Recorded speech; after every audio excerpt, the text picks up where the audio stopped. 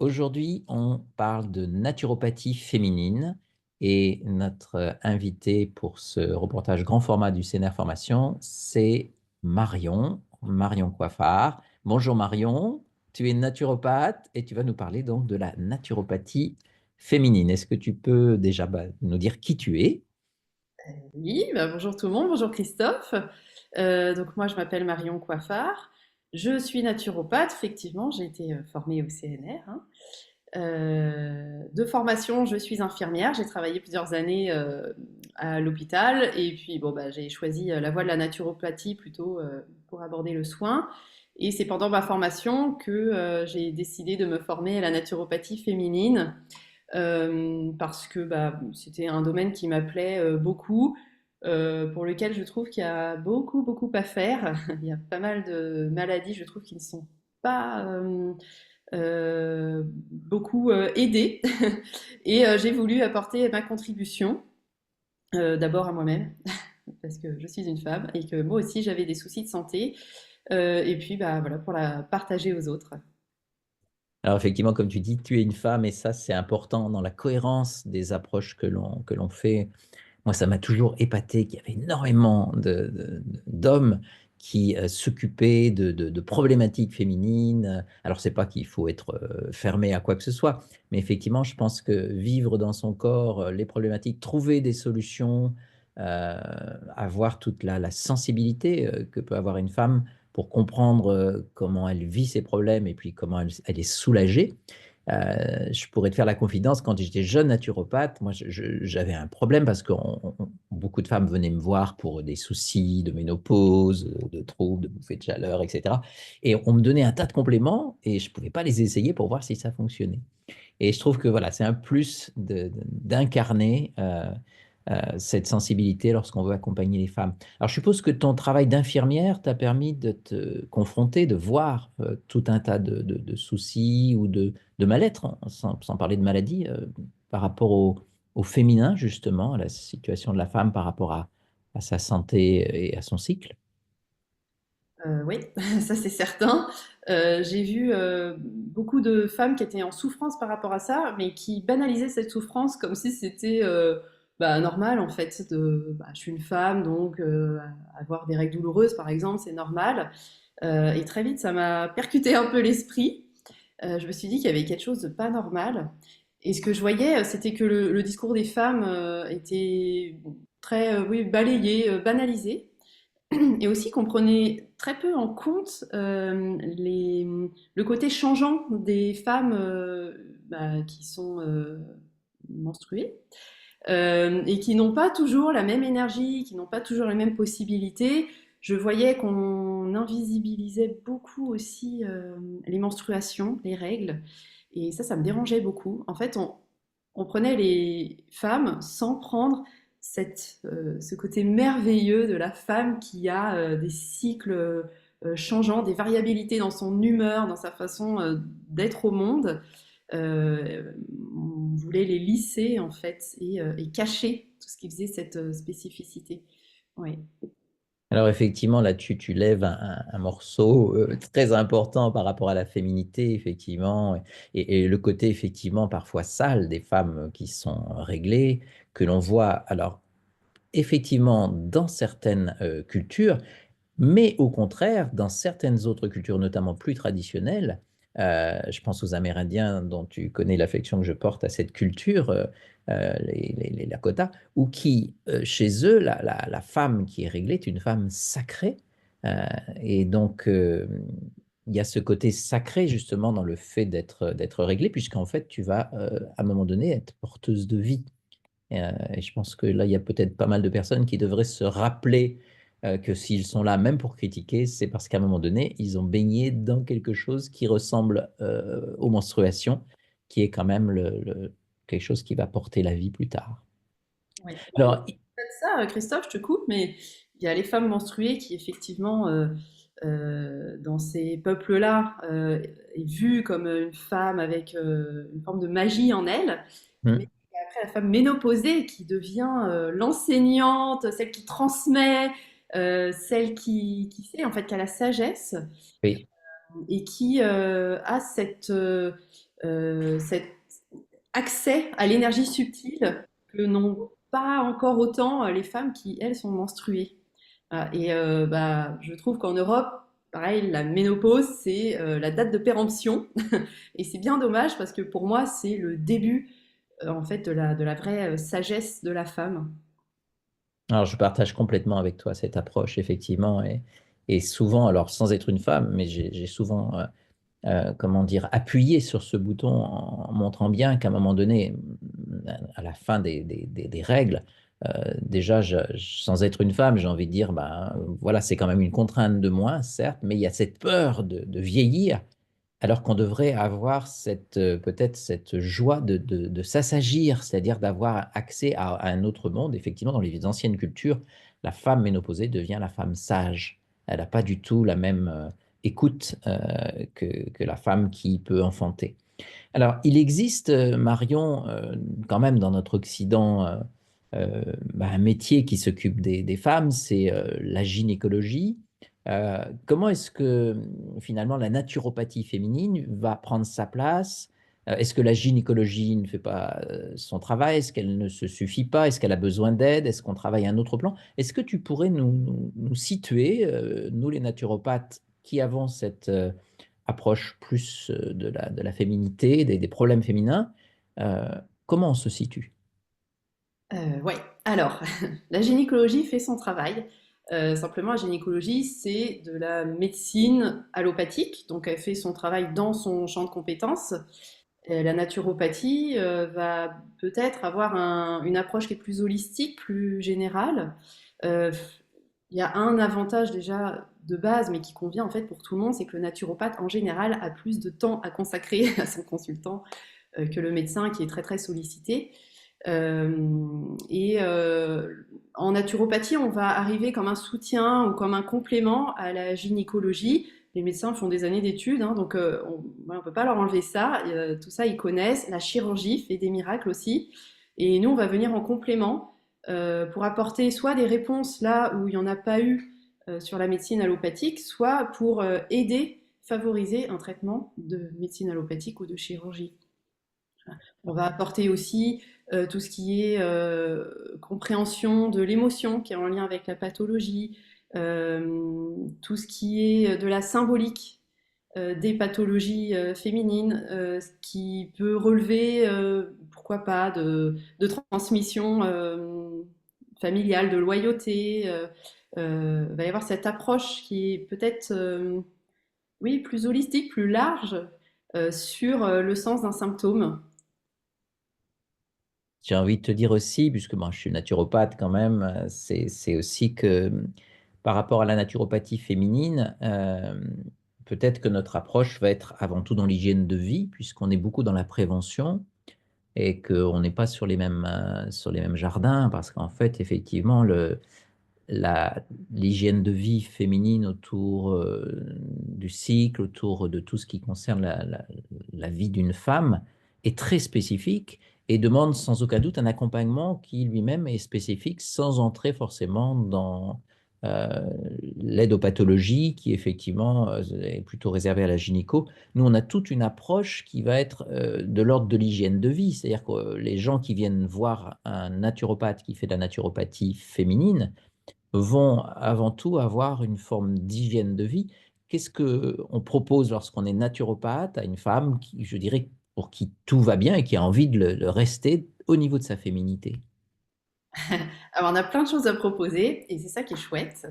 Il y a plein d'outils et effectivement, pour faire d'abord et avant tout de la prévention, euh, ce qui est à mon avis la base et effectivement la base du métier de naturopathe d'une manière générale, on a plein d'outils, que ce soit des outils purement physiques avec la phytothérapie, l'alimentation, l'hygiène de vie vraiment concrète dans la matière.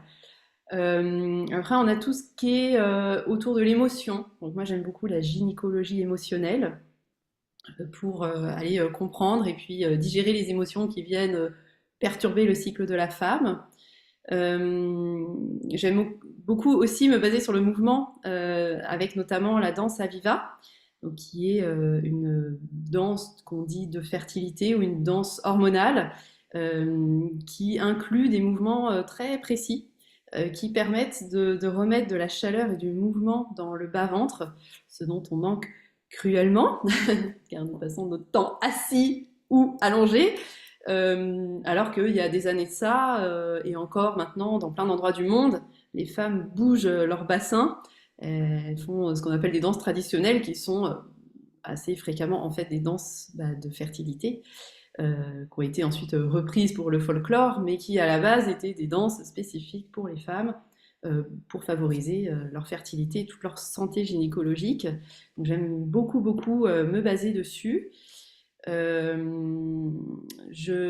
J'enseigne aussi beaucoup aux femmes à observer leur cycle, car leur corps leur parle en fait pendant le cycle. Avant les règles, à l'ovulation, pendant les règles, après les règles, on a tout un tas de signes qu'on ne connaît pas forcément parce que ça nous est plus enseigné, hélas. Et je les guide à reconnaître ces signes, déjà pour savoir est-ce que le cycle fonctionne plutôt sur un mode santé ou s'il y a une problématique quelque part à un moment du cycle. Et puis pour qu'elles reprennent aussi leur autonomie, hein, tant qu'à faire. Parce que quand on observe son corps, on a des informations qu'on n'a pas besoin d'aller chercher forcément par d'autres moyens ou à demander à des professionnels sachants ce qu'ils en pensent. On peut déjà avoir pas mal d'infos sur soi, sur sa santé, sur la santé de son corps en observant tous les signes de son corps autour du cycle féminin. Et ça, c'est un pan fabuleux. On peut découvrir vraiment, en fait, ah, mais c'est ça, mais je comprends mieux. Et j'adore quand les femmes découvrent cette magie, découvrent ces petits détails de leur corps qu'elles avaient complètement occultés ou pour lesquels elles n'avaient pas pris en compte le fait que c'était lié à leur cycle. Euh, Puis de leur redonner leur pouvoir, du coup, grâce à ça. Voilà. C'est vrai qu'on on a peut-être perdu, enfin je pense, les hommes aussi d'ailleurs, hein, ce côté qu'on retrouve dans les cultures traditionnelles où les femmes se retrouvent pour parler un petit peu. Alors on dit qu'elles parlent chiffon et que les hommes parlent foot, mais c'est pas vrai. Elles parlent aussi de toutes ces choses-là et peut-être qu'on a perdu ce côté clan, ce côté réunion, ce côté famille aussi, puisqu'il y a eu cette scission entre les différentes générations où la grand-mère, elle savait comment faire un accouchement à la maison, elle savait comment donner le sein, enfin, et elle savait comment gérer les règles douloureuses. Enfin, il y avait une transmission qui a été perdue, qui est beaucoup plus proche, je pense, de la naturopathie, d'un savoir-faire, puisque la naturopathie, c'est avant tout un mode d'emploi de l'humain, hein, homme ou femme, et pour les hommes aussi. Et je pense que le fait d'être séparés de nos générations, mais aussi du groupe, peut-être dans notre société individualiste, ont fait qu'on a perdu aussi ces savoir-faire qui sont souvent du bon sens, j'imagine. Oui, ça c'est clair. C'est, je pense pour ça que reviennent sur le devant de la scène, notamment les cercles de femmes. Oui, on entend beaucoup parler de ça, oui. Mm. Il y a des événements spécifiquement autour de la femme et autour de la femme à tous les âges. Euh, Parce que maintenant on classe même les enfants par âge à l'école pour toutes les activités. Et puis après, quand on devient une femme adulte, pareil, on a beaucoup des activités en lien. Si on a des enfants en bas âge, on est disponible qu'à certaines heures. Enfin, on a du mal à retrouver ces liens effectivement transgénérationnels ou intergénérationnels. Et je pense qu'on a perdu énormément en santé intérieure du fait d'avoir délié ces liens. Et effectivement, en n'ayant pas cet enseignement un peu en filigrane dans sa vie, de voir nos aînés agir, avoir leurs règles, accoucher, aider à un accouchement, être présente pour toutes les étapes de la vie. Nous, après, on arrive dans la vie de femme, puis on se retrouve un peu à pas bien savoir comment ça marche et à pas comprendre ça. Moi, j'ai même des femmes en consultation qui me disent, le jour où elles ont eu leurs règles, elles n'ont pas compris ce qui leur arrivait, quoi. Elles pensaient qu'elles faisaient une hémorragie et que c'était grave parce qu'elles n'étaient même pas au courant que ça allait arriver, de ce qui allait se passer. Et à l'inverse, il y en a qui adhèrent tellement au discours, par exemple, que à la ménopause, on a des bouffées de chaleur, qu'elles finissent par en avoir, juste pour correspondre au discours général, parce qu'elles ont elles apprennent en fait par ce qu'on a dans les médias, ce qu'on a dans les livres, dans les séries, et plus par la transmission familiale et par le soutien que pouvaient avoir les femmes entre elles. Mm. Et c'est vrai, on peut dire que notre société moderne, elle a peut-être des qualités, mais elle a plein de défauts. Et entre autres de ces défauts, effectivement, c'est souvent de stigmatiser certaines choses, mais aussi une société commerciale. C'est-à-dire qu'en arrière-plan, une fois qu'on a bien stigmatisé, c'est d'apporter des solutions miracles qui vont faire qu'effectivement, bah voilà, il y a des effets secondaires par rapport à des traitements de contraception, mais on va amener des solutions. Il y a des effets secondaires par rapport à la liberté sexuelle, mais on a tout un tas de solutions. On a des vaccins qui arrivent de toutes sortes. On va avoir bah, les fameux traitements. Alors, c'est un marché, je dirais, le traitement de la ménopause. On n'a pas forcément, j'ai une mauvaise langue, mais on n'a pas forcément envie que les personnes passent une ménopause qui se passe très bien. On n'a pas forcément envie de leur dire, vous savez, vous allez avoir des cheveux blancs, vous allez avoir d'autres sensations, mais vous allez être une femme sacrée, vous allez pouvoir donner des conseils de sagesse, on va venir vous... Non, on a l'impression que nos pauvres femmes courent derrière les jeunes pour rester dans le coup, rester dans le vent, et que la société, elle, enfin, moi j'ai senti ça depuis toujours, qu'elle poussait à cette stigmatisation, donc c'est quand même assez difficile pour la femme aujourd'hui de retrouver sa dignité presque, sa posture et sa place en fonction de son âge. Oui, c'est moins qu'on puisse dire, oui, oui. Moi, ce que j'observe en cabinet, c'est que les femmes, quel que soit leur âge, elles ont du mal à trouver leur place à elles, en fait. On est prise dans beaucoup d'injonctions de par la société, par les médias, euh, qui nous disent bah, comment on doit être, en fait. Sauf que c'est pas possible d'être comme ça. C'est pas possible parce que ce qui se passe dans les médias, c'est pas la réalité. Et puis, c'est un seul exemple qui est donné. En fait, chaque personne est unique et à chaque étape de la vie, on change aussi. En Ayurveda, par exemple, on dit qu'au moment de la ménopause, on change carrément de dosha. Notre dosha principal, celui qu'on avait quand on était une femme menstruée, diminue et c'est le sous-dosha qui prend le dessus, quoi. Donc on Et change. les doshas, oui, faut expliquer à ceux qui connaissent pas, les doshas sont des caractéristiques de tempérament, hein, avec le pitta, le kapha ou vata, je crois. Enfin, c'est les différents tempéraments qui sont liés aux éléments, un petit peu comme chez nous, hein. Ouais, Donc on change de tempérament, du coup, on change d'influence, on pourrait dire presque, hein. exactement. Ah ouais, on change d'énergie, de façon d'utiliser cette énergie, on change tout en fait, même physiquement. On change aussi Eh à la oui, maison. oui. Bien souvent, encore que, hein, il y a des femmes qui ne changent pas. Bah, hélas, oui, je trouve que on manque de repères en tant que femme dans cette société aujourd'hui. Et en même temps, les repères qu'on nous donne ne nous conviennent pas. Mais ce sont des repères qui, bien souvent, sont liés quand même aux gains financiers des gens qui nous vendent ces repères. Oui, oui.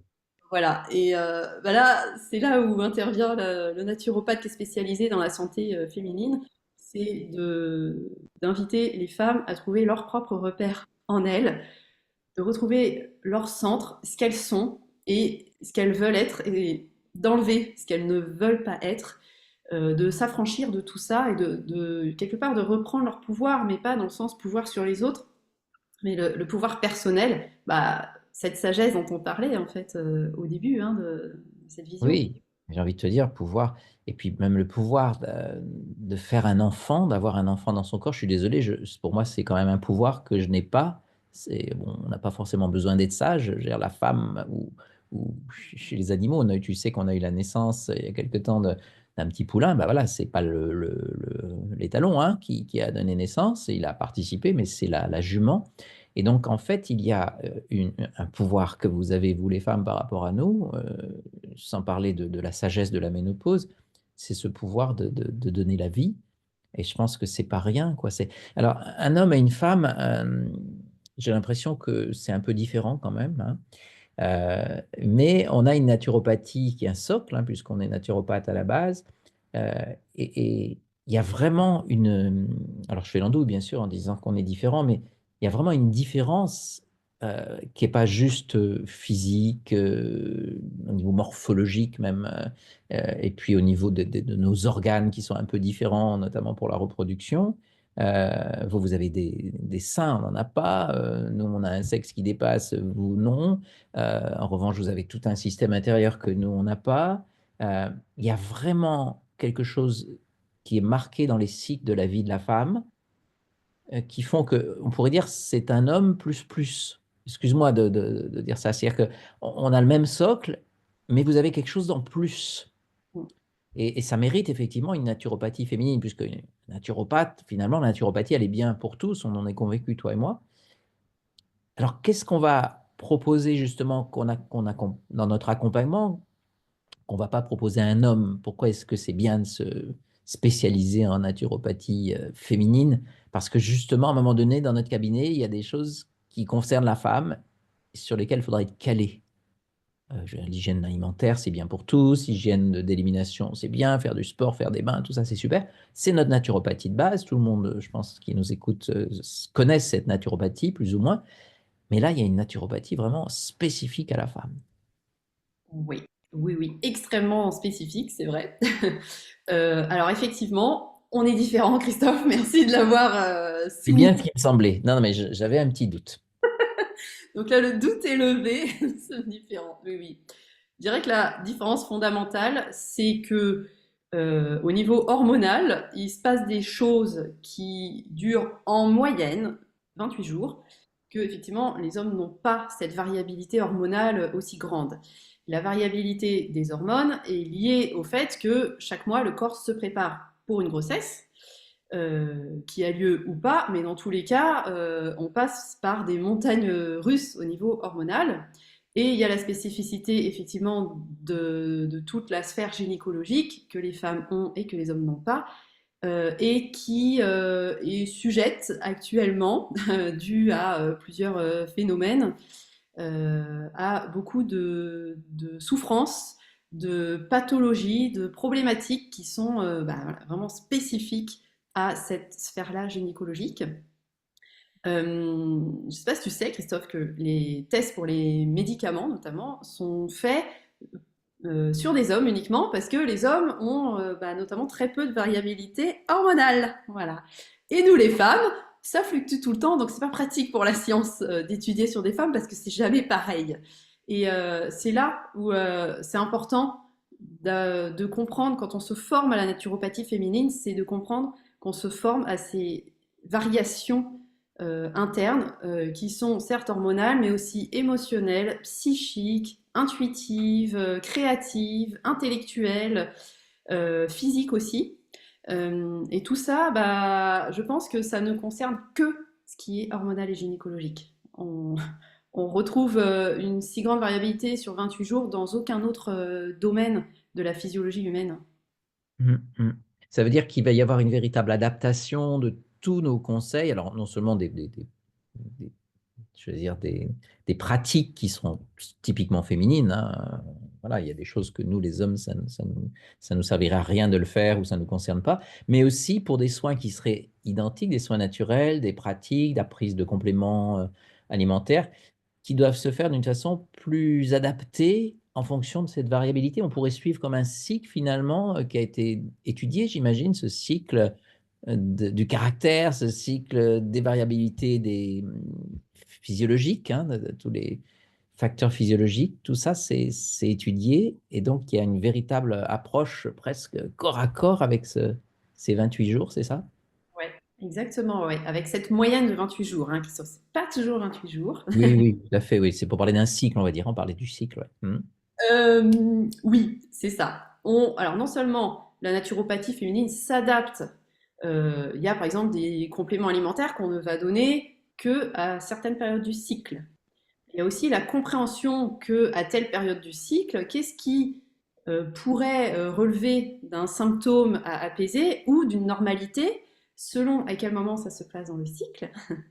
Et donc, est-ce qu'on intervient sur ces symptômes et de quelle manière on intervient? Est-ce qu'on essaye de stabiliser cette gêne ou cette douleur? Est-ce que, au contraire, on essaye de comprendre ce qu'elle veut dire et plutôt pour l'intégrer à soi, l'accepter? Est-ce qu'on fait un plan sur plusieurs mois ou est-ce que c'est quelque chose de ponctuel sur lequel il faut intervenir? Et en plus de ces variations sur 28 jours, il y a aussi la variation sur la vie d'une femme, parce qu'on n'a pas les mêmes jeux hormonaux à 20 ans et à 40 ans.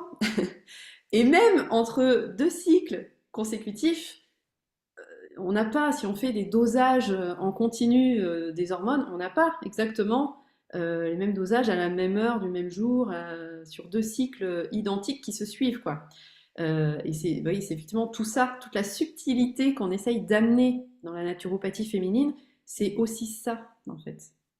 Quelque chose d'intéressant sur lequel j'ai envie de revenir, et tu disais en début d'interview, c'est qu'effectivement, au niveau de la femme, c'est un peu tu accoucheras dans la souffrance, une espèce d'habitude, voire de fatalité, de se dire que finalement, ben, quand on a ses règles, on doit avoir mal au ventre, quand on passe la ménopause, on doit perdre ses dents, enfin, je fais un schéma, hein, où on n'a plus de désir sexuel, ça, voilà, c'est typique. Euh, Il y a tout un tas d'idées préconçues qui font tellement peur, comme tu disais tout à l'heure, qu'on finit par les adopter soi-même, de peur qu'elles viennent toutes seules. Euh, Est-ce qu'il n'y a pas des espèces de croyances un peu qui font une espèce de normalité qu'il faut aussi peut-être reconsidérer, réétudier, revoir l'impact ou carrément rejeter finalement, pourquoi pas? Oui, ah oui, oui, oui, bah, effectivement, on en parlait. C'est alors toutes les idées reçues, c'est toutes les copines qui nous disent ah là là, mais ça fait tellement mal d'avoir ces règles. Oh, puis l'accouchement, ah là là là là, ah non, mais moi, mais j'ai souffert, quoi, j'ai souffert. Bah, on entend ce discours en permanence. Il suffit de regarder un film dans lequel il y a une femme qui accouche pour se dire ah, ça a l'air horrible ce truc. Mhm. Il y a des femmes qui ont accouché et qui me soutiennent que non, elles n'ont pas souffert. Et oui, elles ont eu une forme d'extase, comme un orgasme, à l'accouchement, quoi. Ça, c'est quelque chose, effectivement, il y a plein de choses ancrées depuis mais, des décennies, des millénaires peut-être, auxquelles on adhère et qu'il est important, quand on est naturopathe pour la femme, d'aller défoncer ces idées reçues, en fait, de montrer qu'il y a une autre voie possible, d'amener la femme à aller regarder à l'intérieur d'elle-même, dire mais qu'est-ce qu'on m'a dit que je devais croire et qu'est-ce qui est vrai pour moi, c'est quoi ma vérité à moi. Voilà. Mhm. Et pour ça, effectivement, ça demande à régulièrement faire un petit pas et puis avoir aussi le témoignage inverse de ce qu'on voit d'une manière générale qui est bah, parler de l'accouchement. Bah, l'accouchement, c'est forcément dans la douleur. Eh ben non, en fait, c'est pas obligatoirement dans la douleur. Les règles ne sont pas toujours douloureuses, les cycles ne durent pas toujours 28 jours. On n'est pas obligé d'avoir des sécheresses vaginales à la ménopause. La baisse de libido, oui, ça peut être normal, même quand on est menstrué. Enfin, des idées reçues Oui. 500. Ça pourrait durer 1 heure à toutes les lister.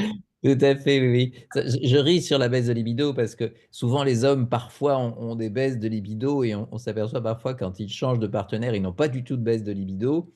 Bon, j'avais envie de dire peut-être que si vous avez des baisses de libido, mesdames ou messieurs, peut-être travailler sur votre couple, il y a peut-être un problème aussi à ce niveau-là, avant de penser que c'est lié ou à l'âge ou à quoi que ce soit. Enfin, il y a tout un tas effectivement d'idées reçues.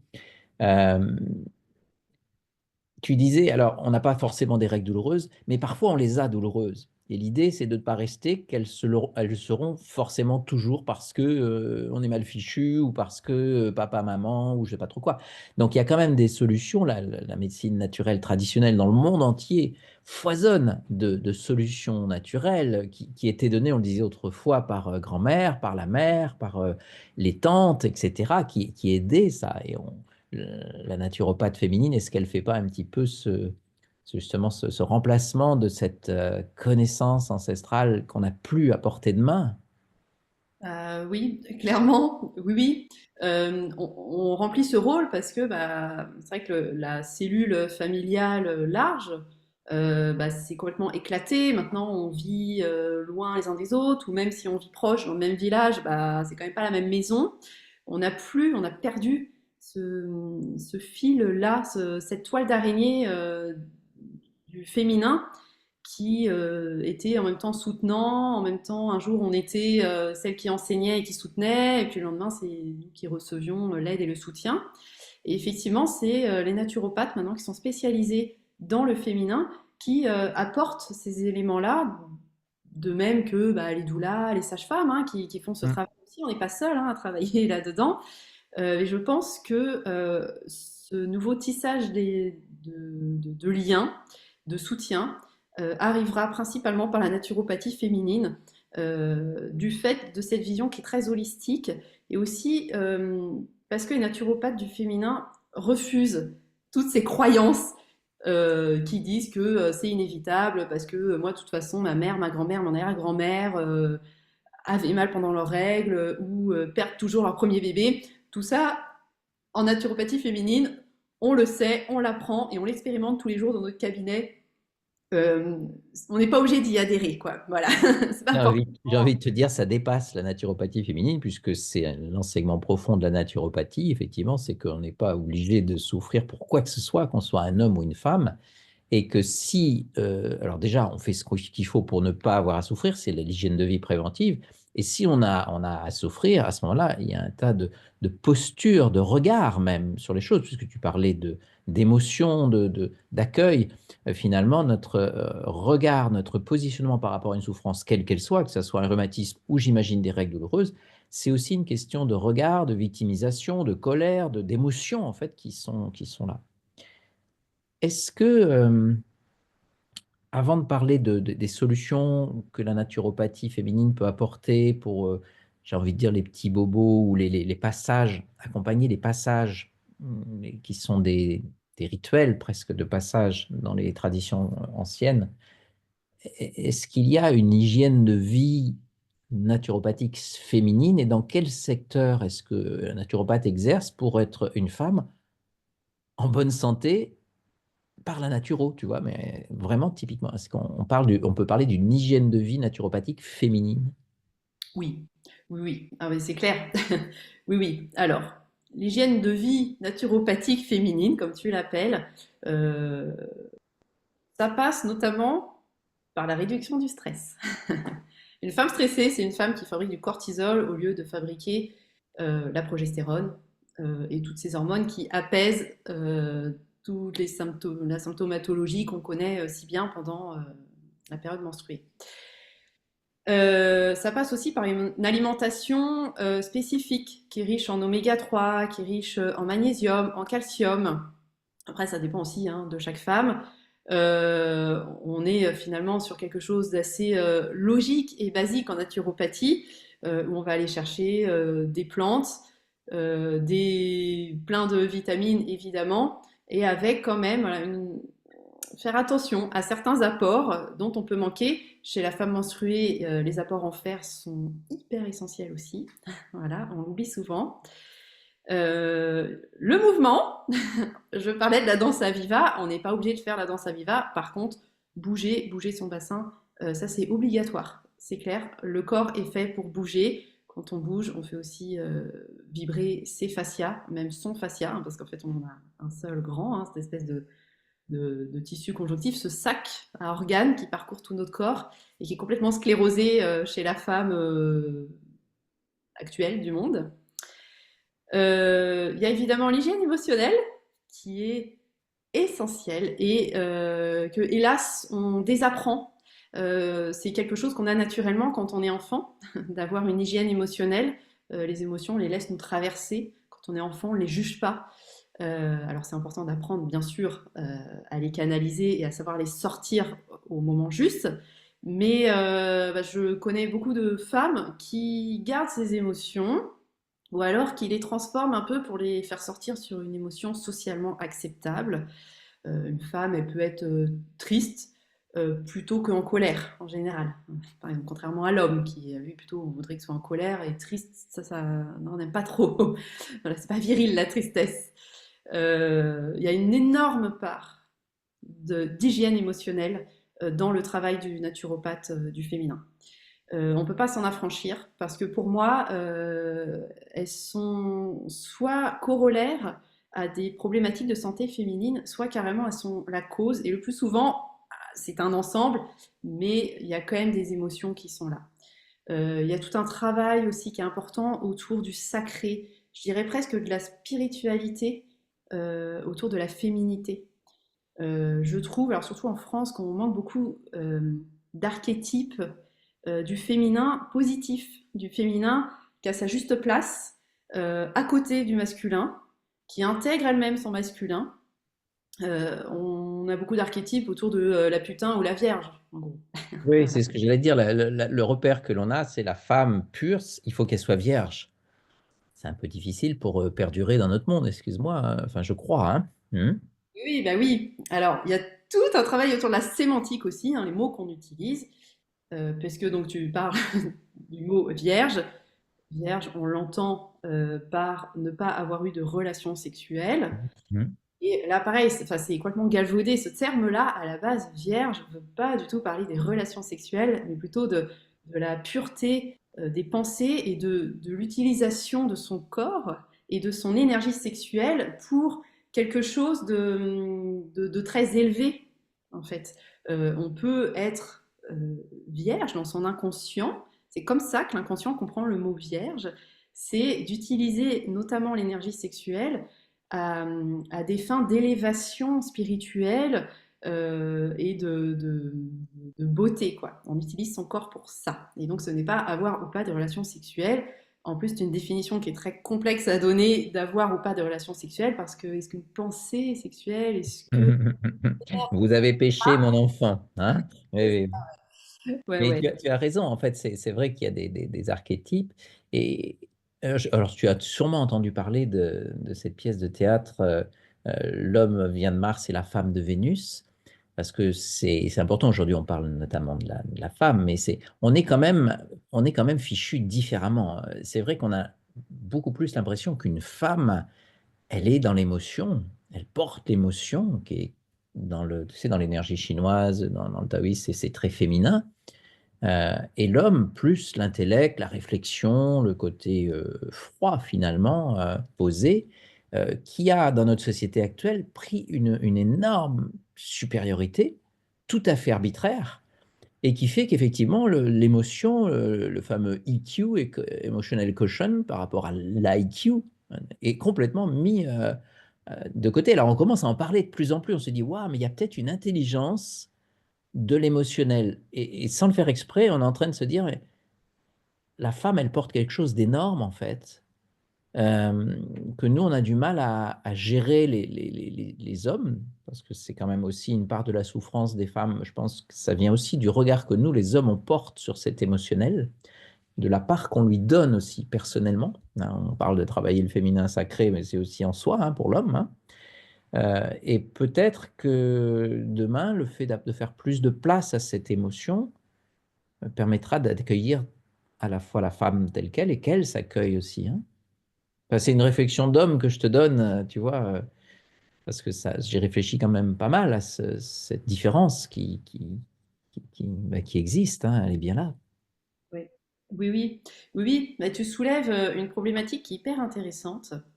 C'est un jour, une amie m'a dit, qu'est-ce qui reste aux hommes?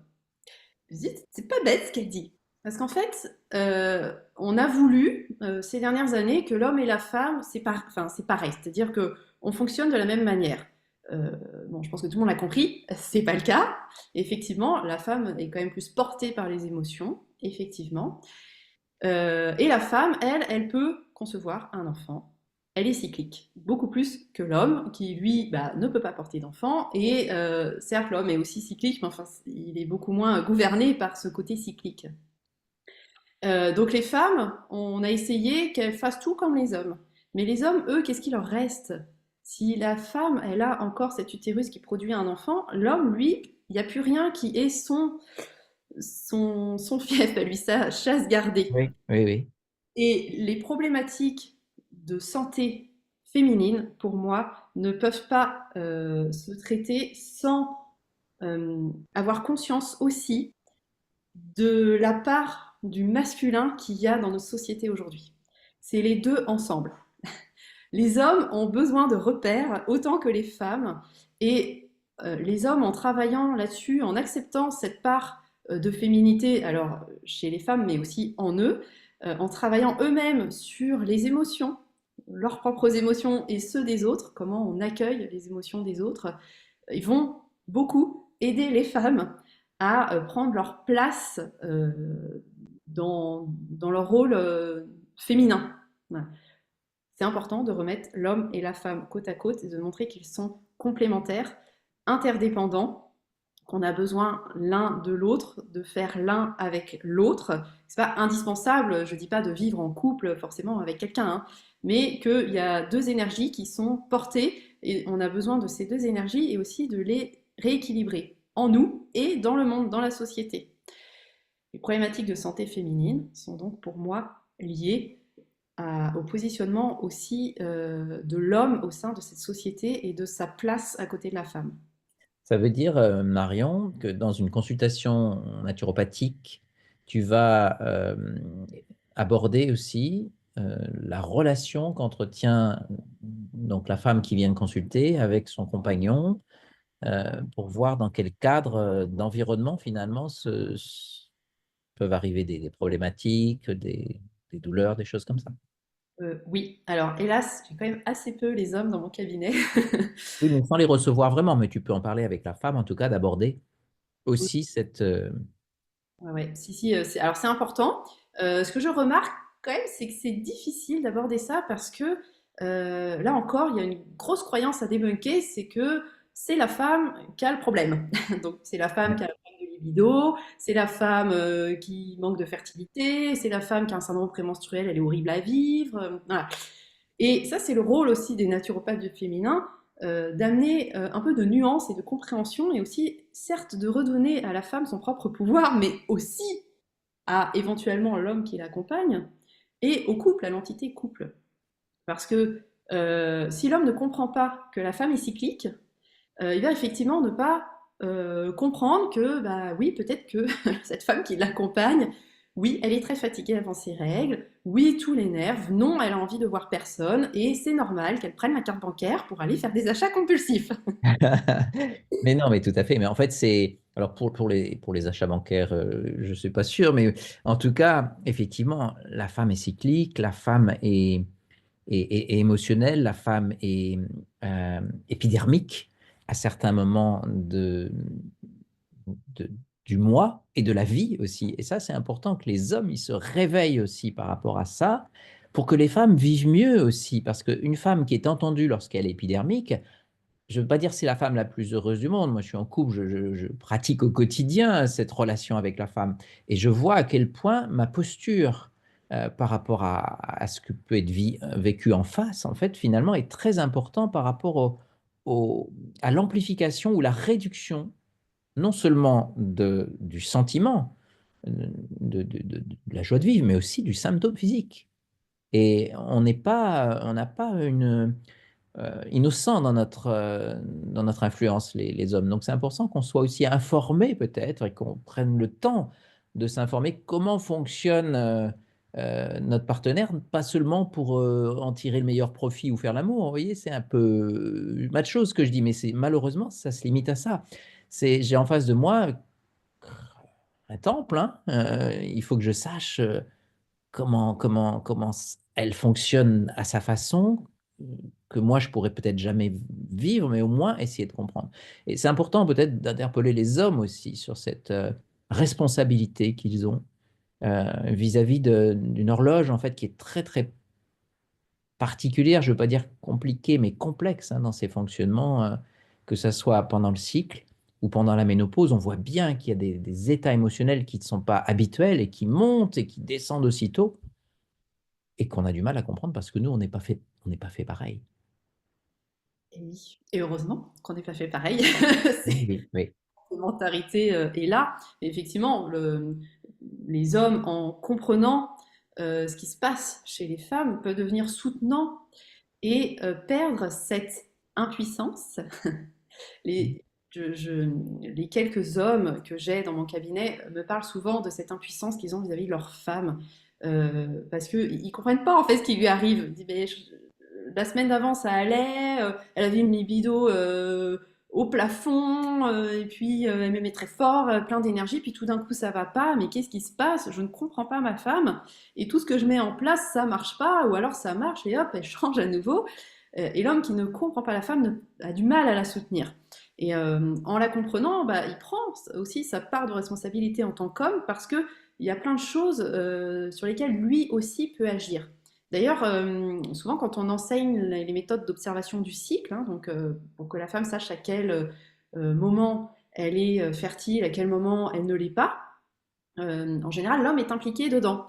Ce qui est demandé, mais qui est rarement fait, c'est que la femme observe, c'est-à-dire qu'elle prenne sa température au réveil, par exemple, hein, c'est pas obligatoire, qu'elle observe sa glaire vaginale, éventuellement elle peut toucher son col aussi, et que ce soit l'homme qui, chaque soir, note et demande à la femme, et alors, c'est aujourd'hui, est-ce que tu as eu tel et tel signe, Tout à voilà, fait. Ouais, ouais, ouais. sache lui aussi à quel moment la femme est fertile et ne l'est pas. Et ça redonne énormément aussi de pouvoir à l'homme, de pouvoir personnel. Et il ne subit plus, ah maintenant là je peux pas parce que je suis fertile, maintenant j'ai mal au ventre. Il sait, il peut presque prévoir d'avance en fait, hein, comment sa femme sera et à quel moment elle sera le plus disponible pour lui si c'est ça son souhait. Oui, oui, et puis là, quelque part, on réduit la femme à une espèce d'objet qui serait praticable ou pas. T'imagines le monde dans lequel on vit, mais qui est malheureusement souvent le cas. C'est-à-dire que bah, il y a des moments où on peut y aller, puis des moments où on peut pas. Mais je sais pas, une femme, c'est quand même autre chose que ça. Et ces moments où on ne peut pas y aller, on peut pas y aller d'une certaine façon, mais qu'est-ce qu'on peut faire d'autre? Tu vois, j'ai envie de te dire ça, c'est comme une femme ménopausée. Ah bah oui, on peut plus faire d'enfants, mais qu'est-ce qu'on peut faire d'autre avec une femme ménopausée? Elle n'est pas, comme tu disais, comme un Kleenex qu'on va jeter parce elle est plus féconde. Et je pense que c'est important que les hommes et les femmes se réveillent sur le fait qu'on n'est pas que des objets de consommation ni l'un pour l'autre et qu'on est des êtres à part entière. Enfin, moi, parfois, ça me révolte et des choses à partager sur tellement d'autres niveaux, hein. Un peu l'amour sacré, on va dire, mais c'est peut-être ça qui se joue aussi derrière tous ces problèmes féminins parfois, c'est que bah, il n'y a peut-être pas l'amour aussi sacré qu'il devrait l'être, hein. Et là aussi, je trouve qu'il y a un manque de repères et que, bah, pareil, dans ma pratique de naturopathe du féminin, j'essaye d'amener aussi ces repères-là. C'est qu'est-ce que c'est l'amour? L'amour Mhm. d'un couple, l'amour universel, est-ce qu'il y a des formes d'amitié qui sont des formes d'amour? On manque, je trouve, énormément de repères parce que merci Disney, quoi, hein, il nous a fait croire au prince charmant. Le prince charmant qui n'est pas toujours à la base un prince charmant, hein, il y a de plus en plus d'études qui sont faites là-dessus, à savoir que le prince charmant peut d'abord être quelqu'un d'assez méchant, peut être violent. Il y a quand même des archétypes du prince charmant qui montrent qu'il n'est pas que charmant. Voilà. Oui, oui, il y a une ombre à la lumière. Ouais, exactement. Ouais, ouais. Donc, redonner cette dimension sacrée et spirituelle aussi au lien, à la relation et à l'amour, pour sortir de ce truc encore de film où on se voit, on tombe amoureux, c'est le coup de foudre, on n'a aucun problème dans notre couple, on fait l'amour dès le premier soir, on a un orgasme en 2 minutes. Voilà. Bon bah là déjà, on a de quoi travailler sur plusieurs séances pour déconstruire et puis pour ramener aussi un petit peu de réalité dans la vie humaine et un petit peu plus de beauté, de subtil dans ce lien entre bah, au sein d'un couple et dans ce lien avec soi-même aussi, hein, parce que tu parles du consumérisme, il y a beaucoup de femmes qui se sentent effectivement comme un objet de consommation et qui le remarquent même pas forcément, quoi. Oui, oui, et puis qui le génère sans même en être conscient, il y a une espèce de consentement, hein, c'est ça, c'est le fameux mot magique et terrible, c'est que souvent on est consentant, on en parle de la victime et du pervers narcissique par rapport à des systèmes où finalement on croit être juste victime. On dit que quand la victime n'est plus consentante, il n'y a plus de bourreau, hein. Donc, pour résumer un petit peu notre approche de la naturopathie féminine, donc cette approche que tu proposes, la naturopathie propose par rapport à, j'ai pas envie de dire cette problématique, j'ai envie de dire cette vie féminine avant tout, c'est reconsidérer la femme dans son hygiène de vie globale, dans ses différents cycles, dans différentes périodes de vie, dans sa relation au couple Euh, Effectivement. Et aujourd'hui, qu'est-ce qui peut, quand tout va à peu près bien, si on a réussi à mettre en place en tant que naturopathe une bonne hygiène de vie, que finalement on a revisité la relation au couple, que tout est bon, quelles sont les choses qui viennent perturber, plus particulièrement dans notre vie actuelle, cet équilibre hormonal et générer des problèmes gynécologiques? Bah, il y a certaines choses qu'on a abordées, hein, qui sont l'absence de mouvement, le stress, l'alimentation qui est inadaptée, les émotions pas digérées. Parce qu'on parle beaucoup aujourd'hui de ce qu'on appelle les perturbateurs endocriniens. Tu peux nous en dire deux mots quand même, parce que je pense que c'est quelque chose qui n'existait pas non plus chez nos grands-mères, hein. Oui, oui, oui, alors effectivement, alors c'est arrivé à la génération de nos grands-mères. Après, bon, ça dépend quel âge vous avez, hein. Oui, tu as raison. Les perturbateurs endocriniens sont effectivement assez récents. Ce sont tout ce qui est mis dans la nature, qui ressemble aux hormones féminines, mais qui n'en sont pas. Et qui, en général, agissent fois 1000 par rapport à une hormone naturelle qu'on a dans notre corps. Et qui agissent pas trop comme on voudrait qu'elles agissent. Voilà, et qui viennent perturber complètement le cycle. C'est ce qu'on retrouve notamment dans les plastiques, mais aussi dans la pilule, qu'on retrouve dans tout ce qui est les peintures, les revêtements de sol, dans tout ce qui est synthétique, tout ce qui est dérivé du pétrole. On a sur les poêles en téflon, on en a aussi dans l'air ambiant, dans tous les parfums chimiques. Le maquillage, il y en a énormément dedans, dans tous les produits cosmétiques, ce qu'on se met sur la peau ou ce qu'on mange, c'est pareil, hein, ça passe à l'intérieur du corps. Et ces perturbateurs endocriniens, qu'on retrouve aussi dans les médicaments, se retrouvent ensuite dans le cycle de l'eau. Quand voilà, on va faire pipi, ça retourne dans le cycle de l'eau et on retrouve de plus en plus de perturbateurs endocriniens aussi dans l'eau Eh liquide. oui.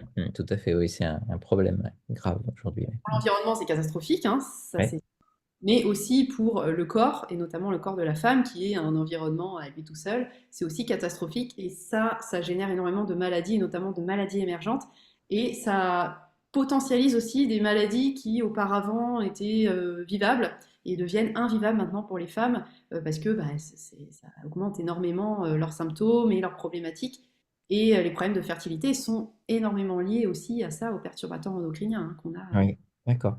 Qu'est-ce qui remplit le plus le cabinet d'une naturopathe spécialisée dans l'approche féminine? C'est quoi les problématiques qui amènent les gens vers toi, Marion? Il y a alors la ménopause, en fait, tous les symptômes qui sont extrêmement pénibles ou douloureux. Donc, à la ménopause, il peut y avoir des symptômes extrêmement pénibles. En période menstruée, les femmes viennent souvent me voir parce qu'elles ont mal, elles ont des douleurs de règles, ou alors, ce sont des problèmes de fertilité. Elles ont des difficultés pour avoir des enfants ou pour garder les enfants quand la grossesse est déjà commencée. C'est, je dirais, les principales raisons pour lesquelles bah, voilà, les femmes viennent me voir. Après, il y en a d'autres aussi. J'ai de plus en plus de syndromes prémenstruels qui sont mais vraiment invivables. Pour certaines femmes, c'est comme si elles étaient bipolaires, quoi, hein, à chaque mois. Il y a des syndromes des ovaires polykystiques aussi que je vois de plus en plus. Alors, on Euh, parle beaucoup actuellement, tu dois le savoir, du problème qui est national d'endométriose. J'imagine qu'il y a des femmes qui viennent te voir pour ça, par rapport à cette problématique aussi. oui, oui, oui. L'endométriose, c'est une pathologie que j'ai très fréquemment dans mon cabinet, qui arrive avec un cortège de symptômes. On pense souvent endométriose, ça veut dire qu'on a très très mal au ventre pendant les règles. Signé avec ça, ma foi, je pense que les femmes qui souffrent d'endométriose seraient ravies. Mais en fait, il n'y a pas que ça, il y a énormément d'autres symptômes associés. Selon l'endroit où se placent les lésions d'endométriose, les symptômes ne sont pas les mêmes.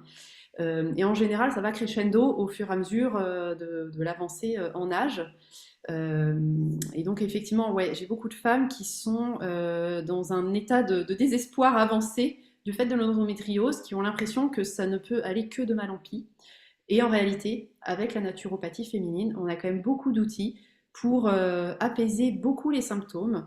Moi, j'ai plusieurs femmes hein, de mon entourage qui disent, moi, mes douleurs ont diminué d'à peu près 70-80%. Mon cycle s'est régulé, c'est-à-dire qu'avant c'était l'anarchie.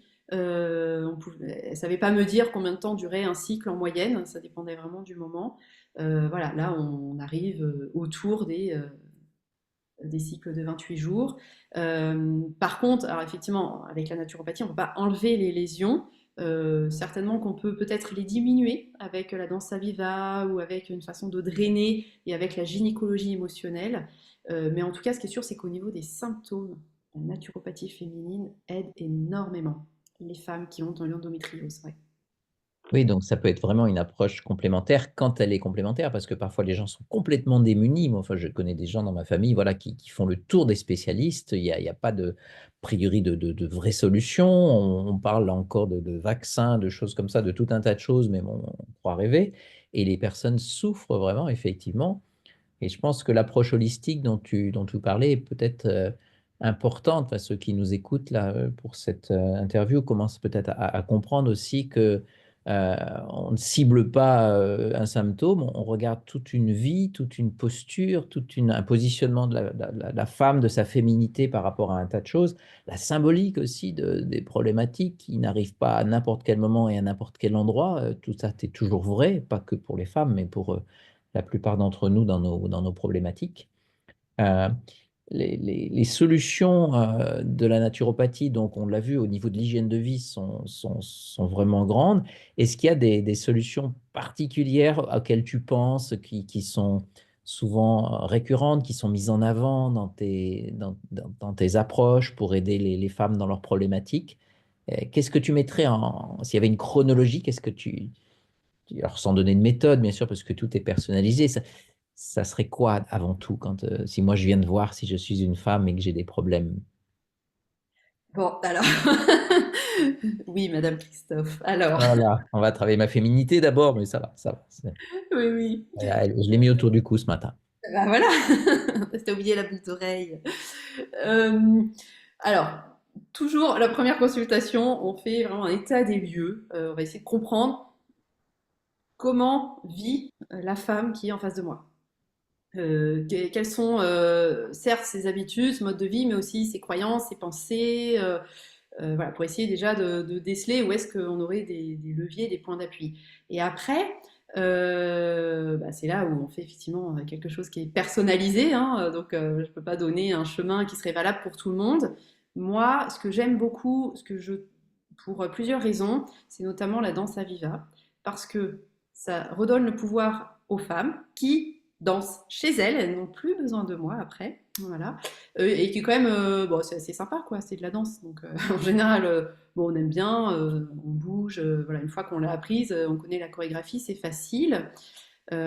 Après, j'aime aussi bah, enseigner tout ce qui est connaissance du cycle, observation de son corps, euh, puisque dans ma pratique, je m'aperçois que plus les femmes comprennent ce qui se passe dans leur corps, plus elles voient comment fonctionne leur corps, moins elles ont de symptômes en fait.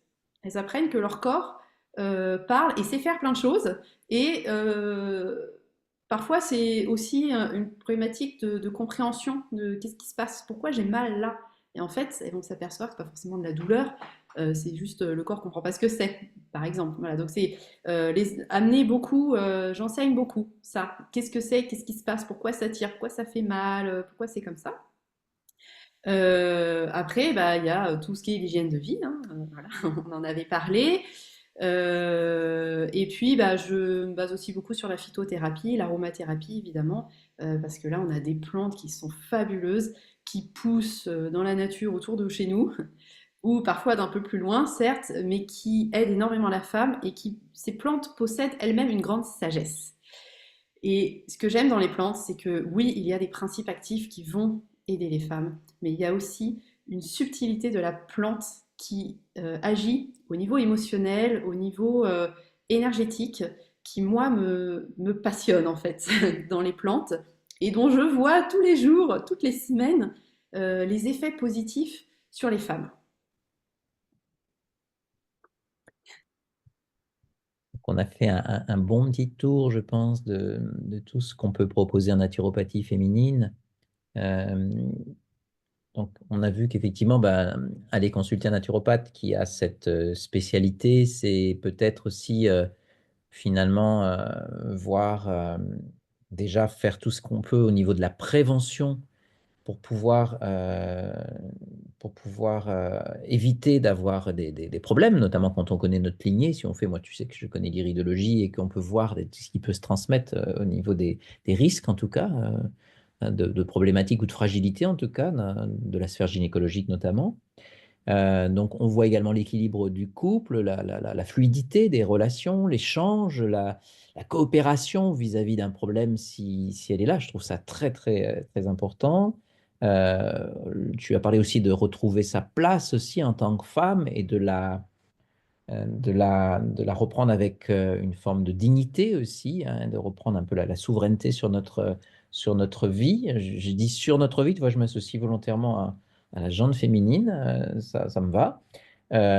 Des conseils autour de la périnatalité que tu proposes également, donc tout ce qui va être conception d'un enfant à deux, hein, portage d'un enfant plus ou moins à deux, et puis la naissance, c'est tout ce qui va. Et puis l'accueil, je dirais, à la fin d'un premier cycle, je dis à la fin d'un premier cycle, c'est l'accueil de sa ménopause, de son passage d'un état, comme on trouve dans les grandes traditions de mère, à l'état de grand-mère, c'est-à-dire de grande mère, hein, celle qui peut vraiment donner des conseils, accueillir cet âge et non pas vouloir reproduire. Donc tout ça donne envie peut-être d'aller voir un naturopathe ou une naturopathe encore plus, je dirais, qui est spécialisée dans cette approche euh, pour que ça se passe bien et pourquoi pas en complément d'une approche classique où parfois, comme tu disais, parfois il n'y a pas le temps, parfois il n'y a pas forcément la conscience des petites choses. On essaie de faire au mieux hein, dans notre Occident où on court toujours à enlever les symptômes graves. Il y a plein de petits mal-être, j'ai envie de dire, qui sont notre travail quotidien, nous les naturopathes, hein. Je ne sais pas si j'ai bien fait le tour de tout ce qu'on pouvait proposer. Et, Je pense, ouais, ouais. et donc, Marion, toi, tu t'es spécialisée non seulement dans cette approche de la naturopathie féminine, mais tu proposes des formations euh, pour les personnes qui sont naturopathes, ou en tout cas praticiens en santé, quelle qu'elle soit, pour se spécialiser. Tu peux nous en dire quelques mots pour finir cette interview grand format? Oui, oui, oui. Donc effectivement, je propose la formation par le CNR hein, bon, effectivement, pour les naturopathes ou pour voilà, les personnes qui ont un parcours et des connaissances. euh, L'accompagnement, oui. Hmm. il faut quand même connaître au moins la naturopathie générale. J'enseigne pendant cette formation tout ce dont j'ai parlé là, toutes les techniques qui, moi, au quotidien dans mon cabinet, me permettent d'accompagner les femmes qui ont besoin de l'aide de la naturopathie féminine. Et puis, on aborde évidemment aussi les mécanismes de la maladie pour comprendre euh, ce qui se passe dans le corps de la femme. On aborde aussi, bien sûr, la femme quand tout va bien dans son corps. Voilà, c'est l'objectif à atteindre Mhm. avec nos consultantes, avec une part aussi de pratique, hein, de ressenti, de vécu pour soi-même. Pour autant, évidemment, qu'on peut se former à la naturopathie féminine avec moi quand on est un homme, hein, bien sûr. Ça n'empêche pas, l'homme a aussi un corps et peut ressentir aussi des choses. Voilà. Donc c'est ouvert aussi bien aux hommes qu'aux femmes, dans l'idée après de pouvoir accompagner les femmes sur les problématiques qu'on a le plus couramment en cabinet de naturopathie féminine. Voilà. Très bien, merci Mario. Moi, je pense qu'on a bien compris le message et l'intérêt finalement de reconsidérer cette sphère de la féminité. Et en t'écoutant, voilà, ça donne envie déjà, tu vois, moi en tant qu'homme, de me dire, effectivement, parce que ça fait 40 ans que je consulte, 40 ans que j'aide des femmes. Et puis, je pense qu'il y a des choses qui sont vraiment très spécifiques à la femme, auxquelles j'ai pas forcément accès. Et j'invite vraiment les hommes à à- à s'informer, même si c'est pas pour suivre ta formation, mais à s'informer sur le cycle des femmes, sur les différents âges, sur l'émotion, sur ce qu'elles portent. Et pourquoi pas, effectivement, s'ils sont professionnels ou thérapeutes, se former pour apprendre à mieux les accompagner, parce qu'on est effectivement souvent démunis par rapport à tout ce que l'on a abordé pendant cette petite heure. Un grand merci à toi, Marion, et puis continue de faire du bien pour les femmes. Les hommes en seront ravis. Merci Christophe pour cet espace de partage hein, que tu m'offres. Puis que le message arrive au plus possible de femmes et d'hommes aussi, hein, effectivement. Je pense que tout le monde a bien compris que les hommes aussi ont leur part là-dedans. Donc merci beaucoup Christophe. À très bientôt.